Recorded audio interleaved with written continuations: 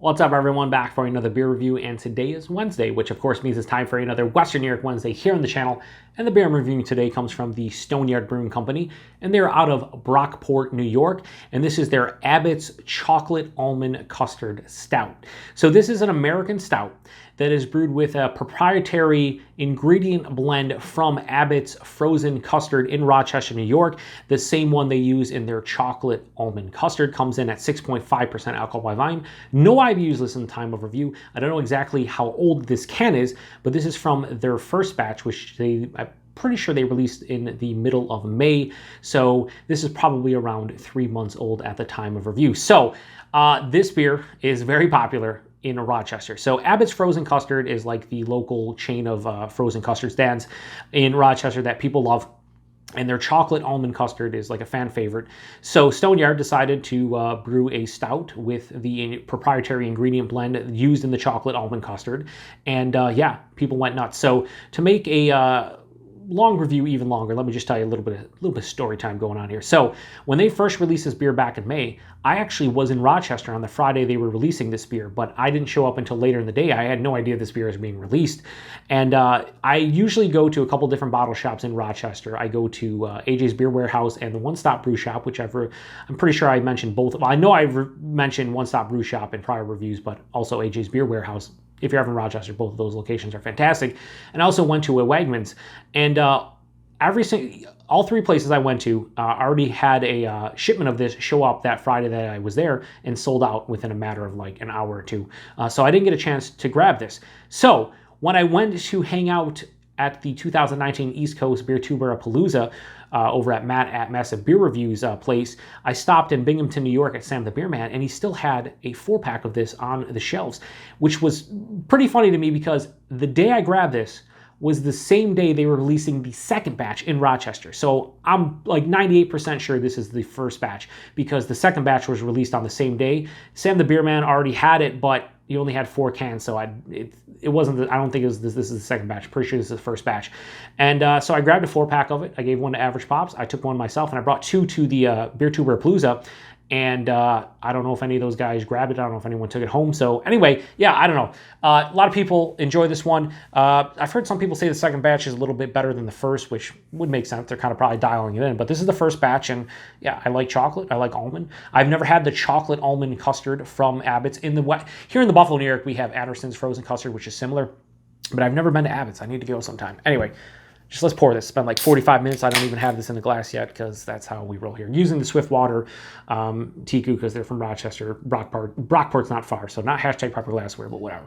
I want to use something that's close to them. So anyway, yes.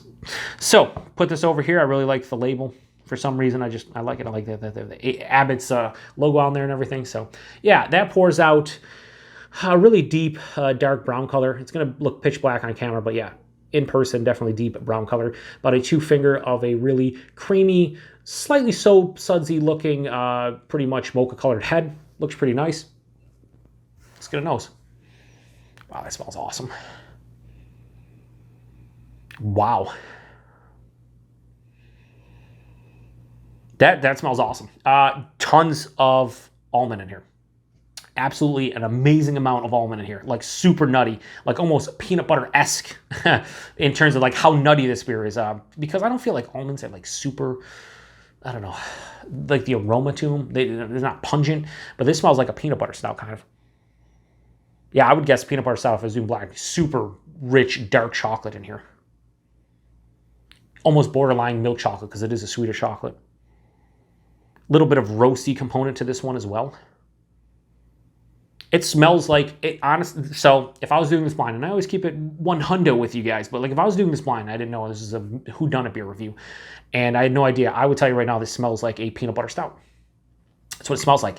It has a nuttiness to it that kind of, to me, resonates with more of a peanut butter than an almond. It definitely has a chocolate vibe to it, so I would say this is a chocolate peanut butter stout. That's what I'd say blind. There's a roasty component here as well, but yeah. Anyway, it smells really awesome. Let's get into it. Cheers, everyone.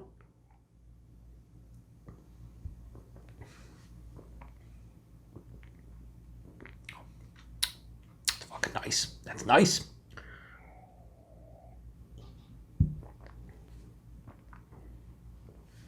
First things first, and this, when I saw this beer being released, or I knew about it and whatnot, the only issue I had for me, and this is just me, this is me personally, I saw it and I was like, I think it should be an Imperial Stout. I think it should be 8.5%, not 6.5. And the reason for that is precisely why when I just tasted it, that's the reason. It's a bit thin. This is like lower side to medium body. It's a bit thin. Shout out to Paul over Paper News. Now I know it's 6.5%. So lower side of medium body, probably appropriate, right? But I'm drinking something that says Chocolate Almond Custard Stout. I want this like intensely, just like, it doesn't need to be super viscous, but it has to have a nice heft behind it. I want to be slick and oily on the oily on the palate. I want it to, just be kind of like soft, smooth, and creamy. And the body and mouthfeel is the only thing that's kind of bothering me. Now, lower side of medium body, the mouthfeel, a little bit more carbonated than I would like. It has a slight softness, slight smoothness to it, but not really creamy. I'd like to see a little less carbonation. I don't know if they're using lactose in here. I mean, chocolate almond stout, chocolate almond custard stout, you would think there's lactose in here, and there probably is. There's a nice vanilla vibe to it. But anyway, I'm just ranting on like the body and mouthfeel. Body and mouthfeel, not my favorite. I think if this was like 8%, 8.5%, I think it would be better. But the taste is spectacular. Tons of dark chocolate into milk chocolate, just lots of chocolate flavor. And it's more almond on the taste than it is peanut butter. So the nose was giving me big peanut butter vibes. The taste, definitely like a nuttiness that's more reminiscent of like an almond or like a cashew or something.